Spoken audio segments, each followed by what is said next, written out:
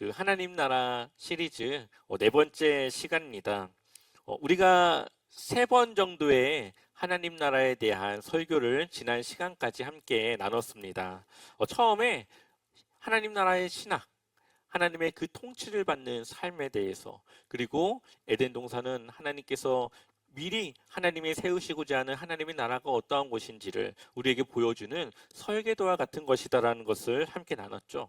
그리고 마태복음의 천국과 그 외에 하나님 나라에 대한 그러한 말씀을 통해서 하나님 나라가 어떠한 그런 시작으로 사용되게 됐는지, 그리고 하나님과의 관계는 한번 맺어지면 그것에서 끝나는 것이 아니라 역동적이기 때문에 멀어질 수도 있고 가까워질 수도 있는 그러한 관계이기 때문에 우리는 늘 긴장감을 가지고 하나님을 의지하며 하나님과 동행하는 삶을 살아가야 된다라고 말씀드렸습니다. 그래서 우리가 이미와 아직의 그 이야기를 함께 나눴죠. 예수님이 오시는 순간 하나님 나라가 임했고 다시 오실 때에 하나님 나라가 완성되지만 우리는 완성되기 이전에 이 사이에 하나님과의 그 관계를 유지하며 믿음으로 살아가는 그러한 삶을 우리는 살아가고 있는 것입니다. 근데 우리가 하나님 나라에 대해서 이렇게 함께 나누는데요. 과연 성경에서도 그렇다면 이거를 중요하게 생각할까요? 혹시 성경에선 그걸 말하는 게 아닌데 우리만 지금 이 하나님 나라에 대해서 열심히 듣고 있는 건 아닌지 한번 여러분들 마음에 혹시 그러한 생각이 있을지 모르겠습니다. 그렇다면 예수님이 사역하시면서 무엇을 가르쳤는지, 또 그 가르침을 받은 제자들은 이 복음서를 통하여서 어떠한 것을 우리에게 주고자 하는 메시지를 담았는지, 그러한 것들을 우리가 함께 보려고 합니다. 먼저 우리 예수님의 그 사역을 살펴볼 텐데요. 마태, 마가, 누가, 이렇게 세 개의 복음서를 공관 복음이라고 합니다. 공통의 관점을 가지고 복음서를 썼다라고 해서 공관 복음이라고 그래요. 요한복음은 좀 따로 분류를 합니다. 그러면 이 세 개의 복음서에서는 예수님의 사역을 말하고 있는데 어떠한 예수님의 사역에 이 중점을 두고 있는지를 우리가 봐야 되겠죠. 우리 한번 마가복음을 먼저 볼까요? 마가복음은 네 개의 복음서 중에 가장 먼저 쓰여졌다라고 알려진 복음서입니다. 그래서 나머지 세 개의 복음서가 마가복음의 영향을 받아서 보완하고 추가하고 하면서 기록되었다라고 보고 있는데요. 그럼 마가는 무엇을 전하려고 했는지 우리 한번 같이 보도록 하겠습니다. 마가복음 1장 1절 한번 같이 우리 읽어볼까요? 같이 읽어보겠습니다. 하나님의 아들 예수 그리스도의 복음의 시작이라. 아멘. 예수 그리스도의 복음에 대한 메시지를 마가는 전하려고 하고 있습니다. 그리고 마가복음 1장 15절을 우리 같이 또 읽어볼까요? 함께 읽어보겠습니다. 이르시되 때가 찼고 하나님의 나라가 가까웠으니. 아멘. 예수님께서 사역을 시작하며 전하는 메시지가 하나님의 나라가 가까웠다. 그러니까 회개하고 복음을 믿으라 말씀하고 있죠. 하나님 나라가 가까워왔고 그러니 회개하고 복음을 믿으라고 말하고 있습니다. 그래서 예수님께서 이 땅에 오셔서 전하신 복음은 하나님 나라가 가까이 왔다라는 것이죠. 그래서 우리가 이제는 회개하고 그 복음을 듣고 예수님의 그 안으로, 그 관계 속으로 들어가야 됨을 마가복음은 전하고 있습니다. 그럼 마태복음은 또 뭐라고 하는지 우리 한번 볼까요? 마태복음 4장 17절을 보면 이때부터 예수께서 비로소 전파하여 이르시되 회개하라 천국이 가까이 왔느니라. 아멘. 똑같죠. 마태복음도 천국이 가까웠다. 회개하라. 이렇게 하나님의 그 예수님의 그 사역의 그 부분을 전하고 있습니다. 예수님께서 40일의 금식 이후에 사탄에게 시험을 받고 본격적인 공생의 이제 그 사역을 시작하십니다. 그래서 4장을 보면, 마태복음 4장을 보면 제자들을 불러요. 그리고 그 5장에서부터 9장을 보면 제자들을 이제 가르치고 또 전파하는 그러한 모습들이 나옵니다. 그러면서 예수님께서 사역하시는 그 모습이 4장에 나와 있는데요. 자, 한번 우리 4장 23절 같이 한번 읽어보겠습니다. 예수께서 온 갈릴리에 두루 다니사 그들의 회당에서 가르치시며 천국 복음을 전파하시며 백성 중에 모든 병과 모든 약한 것을 고치시니. 아멘. 예수님께서 회당에서 가르치시는데 무엇을 전파합니까? 천국 복음에 대해서 전파합니다.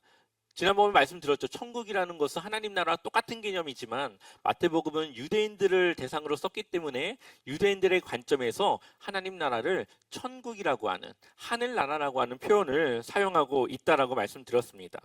그렇게 하나님의 그 나라에 대한 복음을 전파하시는데 백성 중에 모든 병과 모든 약한 것을 고치는 일들이 그 결과적으로 일어나는 것을 보게 됩니다. 그리고 나서 9장, 이제 그 예수님의 그 본격적인 사역의 그 마지막 부분인 이 9장을 한번 우리 같이 읽어볼까요? 함께 읽어보겠습니다. 예수께서 모든 도시와 마을에 두루 다니사 그들의 회당에서 가르치시며 천국 복음을 전파하시며 모든 병과 모든 약한 것을 고치시니라. 아멘.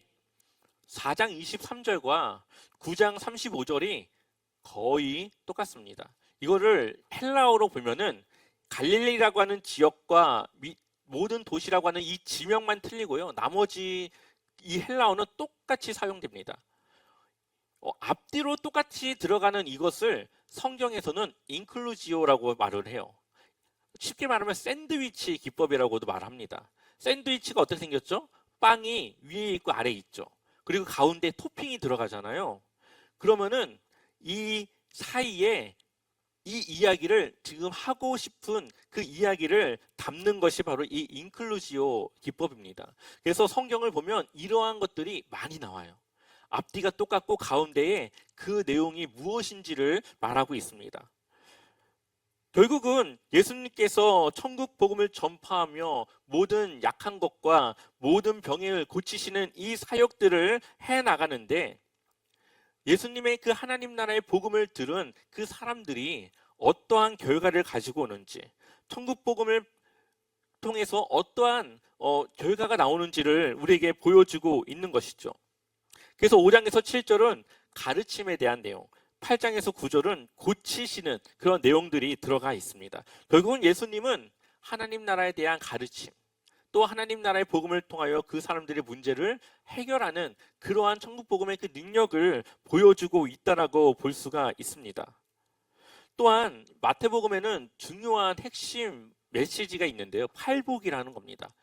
마음이 가난한 자는, 심령이 가난한 자는 복이 있나니 천국이 그들의 것입니다. 이 팔복, 이렇게 시작하는 팔복, 한번 이 부분도 어떻게 되어 있나 우리 한번 보겠습니다. 마태복음 5장 3절 같이 한번 읽어보겠습니다. 심령이 가난한 자는 복이 있나니 천국이 그들의 것이며. 아멘. 천국이 그들의 것이라고 말하고 있죠. 자, 5장 10절 팔복의 마지막 부분 같이 한번 읽어보겠습니다. 의를 위하여 박해를 받는 자는 복이 있나니 천국이 그들의 것임이라. 아멘. 여기서도 앞에와 뒤가 똑같죠. 결국은 이 팔복은 하나님 나라를 살아가는 사람들의 모습을 말하고 있습니다. 하나님 나라를 살아가는 그리스도인들의 삶은 늘 심령이 가난하여 또 의를 위하여 박해를 받고 그 안에 여러 가지 그 팔복에 대한 내용을 삶 속에 담아내며 살아가는 것이 하나님 나라의 그러한 삶이라는 것을, 그것이 바로 예수님이 우리에게 원하시는 가르침의 메시지라는 것을 담고 있는 것이죠. 결국은 마태복음에서도 하나님 나라에 대한 그 복음이 무엇인지를 예수님의 그 메시지를 통해서 우리에게 전해주고 있다라고 볼 수가 있습니다. 그럼 마지막으로 누가복음에 대해서 한번 보도록 할게요. 누가복음에서 예수님이 자신의 고향 나사렛에 있는 회당에 들어갑니다. 그리고 그곳에서 하나의 메시지를 던져요. 우리 누가복음 4장 18절과 19절 우리 같이 이어서 읽어보겠습니다. 주의 성령이 내게 임하셨으니 이는 가난한 자에게는 복음을 전하게 하시려고 내게 기름을 부으시고 나를 보내사 포로된 자에게 자유를 눈먼 자에게 다시 보게 함을 전파하며 눌린 자를 자유롭게 하고 주의 은혜의 해를 전파하게 하려 하심이라 하였더라. 아멘. 우리가 읽었던 이 두 절의 말씀은 구약 성경의 이사야 선지자가 앞으로 메시아가 오면은 이러한 것을 할 것이다라고 하는 이 메시아적 선포를 전한 그 내용입니다. 근데 예수님이 지금 그 메시지를 가지고 자신이 바로 이러한 사역을 위해 왔다라고 지금 말하고 있어요. 결국은 예수님은 자신이 구약에서 이야기했던 그 메시아라는 것을 지금 밝히고 있는 것이죠. 자, 그래서 가난한 자에게 복음을 전하게 하시려고 예수님이 이 땅에 오셨는데 그 사역이 포로된 자는 자유를, 눈먼 자에게는 다시 보게 함을, 눌린 자는 자유롭게 함을. 이것이 바로 예수님이 하실 복음의 사역이라는 겁니다. 그래서 주의 은혜의 해를 전파하게 하려 하심이라. 여기서 주의 은혜의 해는 희년을 말하는 거죠. 희년의 때는 모든 것이 정상적으로 회복되는 그러한 시기입니다. 예수님께서 이 땅에 오셔서 잃어버린 하나님의 그 창조 세계의 그 잃어버린 부분들을 이제는 회복시키셔서 다시 새롭게 하실 것을 지금 하시기 위해 이 땅에 오셨다라는 것을 밝히고 있는 겁니다. 근데 예수님이 이 메시지를 전하자 사람들은 예수님을 돌로 쳐 죽이려고 그래요. 그러니까 그 사람들도 이 메시지가 무엇을 말하는지를 이해한 거예요. 근데 예수님이 자신이 메시아라고 하는 것을 듣자 예수님을 돌로 쳐 죽이려고 합니다. 그래서 예수님이 다른 곳으로 옮겨요. 그리고 그곳에서도 무엇을 하냐? 누가복음 4장 43절을 보면 예수께서 이르시되 내가 다른 동네들에서도 하나님의 나라 복음을 전하여야 하리니 나는 이 일을 위해 보내심을 받았노라 하시고, 아멘. 갈릴리 지역에 갔는데 그곳에서는 예수님의 이 복음을 듣고 며칠을 더 있다가 우리에게 더 많은 가르침을 달라고 예수님을 붙잡습니다. 고향에서는 쫓김을 당했지만 그곳에서는 예수님을 붙잡아요. 그러니까 예수님이 나는 다른 동네에서도 이 복음을 전해야 한다. 이 일을 위해서 보내심을 받았다라고 말하고 있습니다. 결국은 예수님이 이 땅 가운데 오셔서 우리의 죄를 용서하시고 우리의 죄를 사하시고 십자가의 귀한 사역을 우리에게 하셨지만 결국 거기까지 가기까지 하나님 나라의 복음을 우리에게 전해서 우리가 어떻게 주님의 그 제자로서 살아가야 되는지 그 길에 대한 메시지를 주고 있다라고 볼 수가 있는 것이죠. 이것이 얼마나 중요하면은 예수님께서 십자가에 달려 돌아가셨다가 3일 만에 부활하시고 40일을 이 지상에 계시다가 이제 승천하는 모습이 사도행전에 기록이 되어져 있습니다. 그럼 40일이라고 하는 시간이 얼마나 중요한 시간일까요? 아마 제자들에게 무언가를 더 좋은 것을 주고자 하는 예수님의 그 마음이 있었을 겁니다. 근데 사도행전에 예수님이 그들에게 무엇을 주었는지가 기록이 되어져 있는데요. 사도행전 1장 3절 같이 한번 읽어볼까요? 해 받으신 후에 또한 저희에게 확실한 많은 증거로 친히 사심을 나타내사.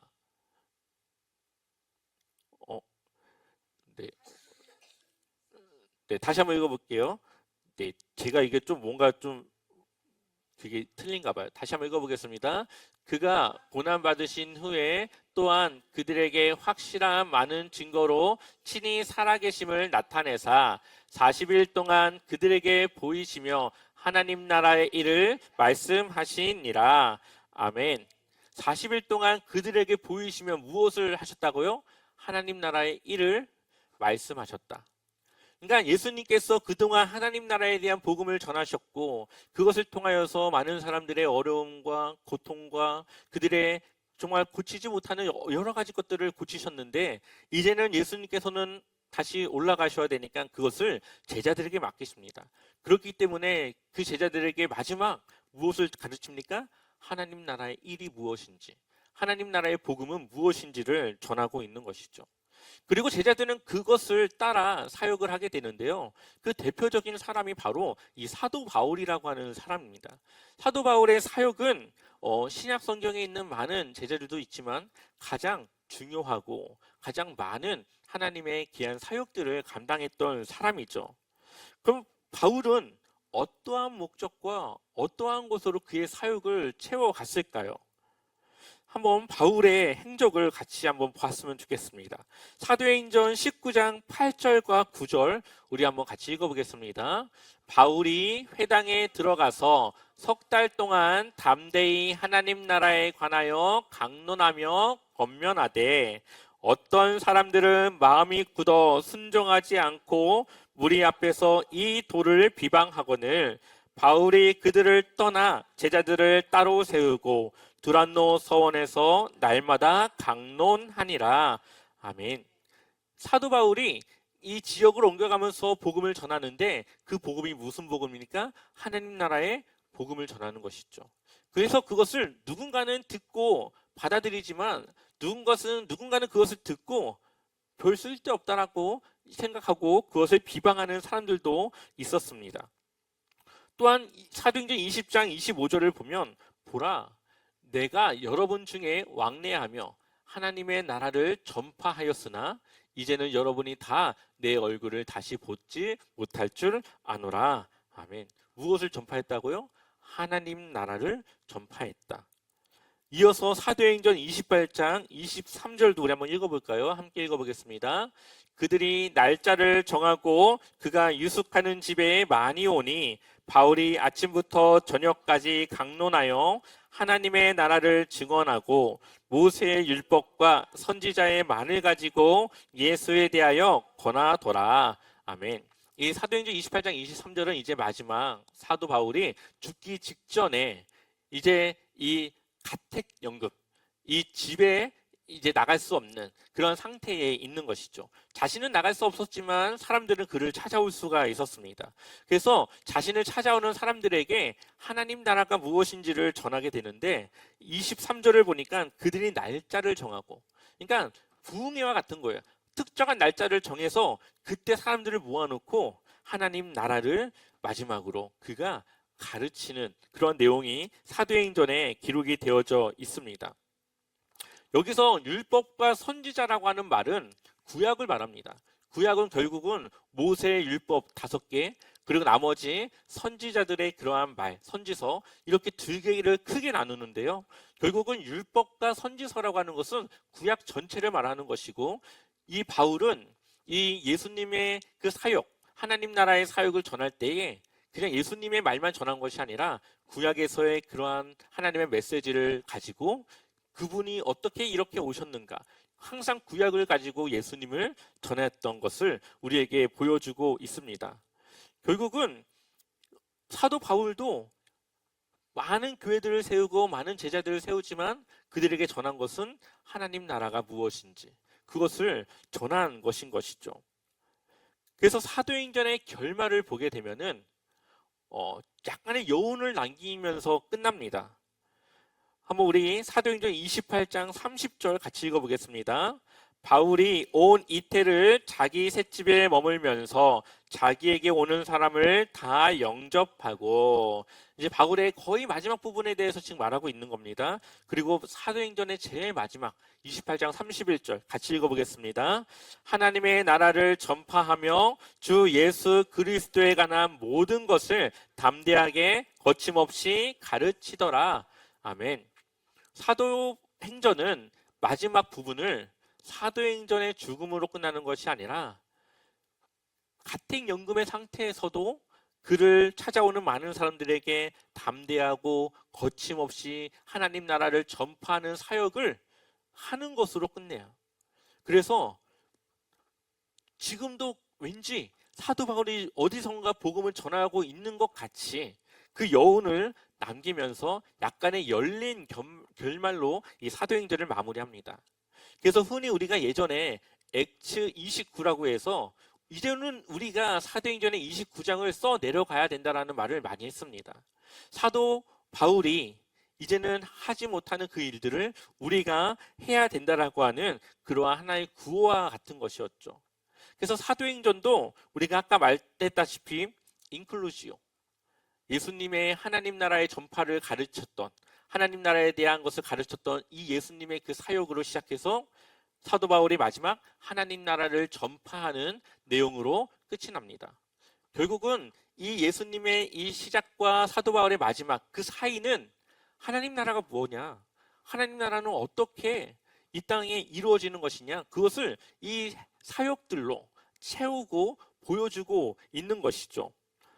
결국은 우리가 이 말씀을 통해서 늘 봐야 되는 것은 하나님 나라를 우리도 살아가야 된다. 하나님 나라라고 하는 것은 많은 사람들이 죽음을 겪고 사후의 세계로 가는 것으로 생각을 하고 있죠. 하지만 성경은 그러한 하나님 나라에 대해서 말하지 않습니다. 예수님이 이 땅 가운데 오시지 우리가 하늘로 가지 않습니다. 하나님께서 이 땅 가운데 새 하늘을, 새 예루살렘을 이루시고 이 세상을 다시 회복시키시지 어디 다른 공간에 하나님 나라를 만들어서 우리를 데리고 간다라는 말은 성경에 있지가 않습니다.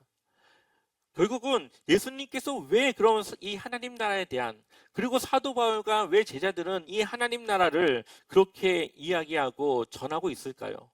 그것이 바로 복음의 능력을 나타내기 때문이죠. 예수님께서 사역하시면서 많은 일들을 하시는데 그 중에 하나가 귀신을 내어쫓는 사역이었습니다. 마태복음 12장 28절을 보면 그러나 내가 하나님의 성령을 힘입어 귀신을 쫓아내는 것이면 하나님의 나라가 이미 너희에게 임하였느니라. 아멘. 귀신이 쫓아내면, 성령을 통하여서 그 귀신을 쫓아내면 하나님의 나라가 어떻게 해요? 이미 너희에게 임하였다. 그러니까 예수님은 이미 우리에게 하나님 나라가 임했다, 이것을 말하고 있죠. 그러나 아직 그 하나님 나라가 완성되지 않았기 때문에 우리는 그것을 기다리며, 예수님의 재림의 때를 기다리며 믿음으로 우리는 살아가고 있는 겁니다. 귀신은 뭡니까? 악한 세력이죠. 하나님의 일들을 할 수 없도록 하는 그러한 악한 세력인데 그것을 내어 쫓았다. 이것은 그 사람이 어둠에 있다가 하나님의 그 빛으로서 그 변화된 삶을 살아가게 되었다라는 것을 말하고 있는 겁니다. 결국 그가 이제는 이 세상의 사람이 아니라 하나님의 자녀가 되었다라는 그 증거가 바로 그 사람에게서 귀신이 내어 쫓기고 그 삶이 변화되어진 것을 통하여서 보여주고 있는 것이죠. 우리는 하나님 나라를 살아가며 이러한 복음의 능력을 전할 수 있는 그러한 능력이 우리 안에 있습니다.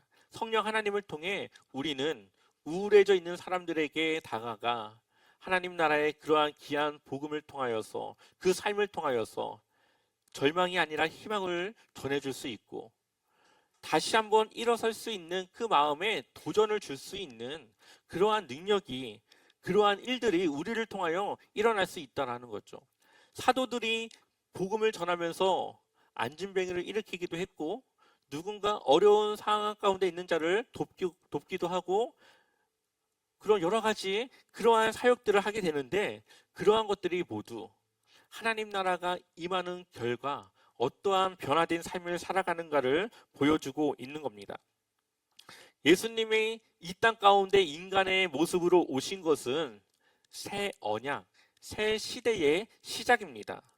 그래서 하나님 나라가 이 땅 가운데 임하는 그러한 시대가 시작되었다라는 거죠. 그것을 받아들이는 사람은 하나님의 나라를 침입한다라고 성경은 기록하고 있습니다. 그러니까 매우 적극적으로 그 하나님 나라를 적극적으로 그 하나님 나라를 들어가기 위한 힘을 쓰고 있다라는 거죠. 그래서 빌립보서 12장 12절을 보면 그러므로 나의 사랑하는 자들아 너희가 나 있을 때뿐 아니라 더욱 지금 나 없을 때에도 항상 복종하여 두렵고 떨림으로 너희 구원을 이루라. 아멘. 하나님과의 관계는 맺어지지만 그 관계는 역동적이어서 우리가 하나님의 말씀을 따라 살아가지 않으면 점점 멀어지다가 하나님을 잊고 살아가면 그 관계는 단절되게 됩니다. 그렇기 때문에 바울은 늘 복음을 전하지만 자신 또한 그러한 하나님과의 관계에서 끊어질까 걱정하며 늘 하나님 나라를 침입하는 것과 같이 적극적으로 그 말씀을 따라 늘 그 믿음을 지키려고 했다라는 거죠. 그래서 항상 복종하여 두렵고 떨림으로 너희 구원을 이루라. 우리가 구원을 받았지만 그 구원을 우리가 이루어 가야 되는 것도 있습니다. 우리가 그 구원을 붙잡고 잃지 않기 위하여서 우리는 늘 긴장된 상태에서 신앙생활을 해야 되는 것이죠. 빌립보서 3장 12절 같이 한번 우리 읽어보겠습니다. 내가 이미 얻었다 함도 아니요 온전히 이루었다 함도 아니라 오직 내가 그리스도 예수께 잡힌 바 된 그것을 잡으려고 달려가노라. 아멘. 내가 이미 얻었다 함도 아니다. 내가 구원을 이미 받은 것도 아니다. 그리고 온전히 이룬 것도 아니다. 그 사이를 지금 살아가고 있는데 그래서 나는 그것을 잡기 위해 어떻게 한다고요? 달려가노라. 그것을 잡을 때까지 마라톤을 하듯이 끝까지 그것을 잡기 위해 달려가는 바울의 모습을 볼 수가 있습니다.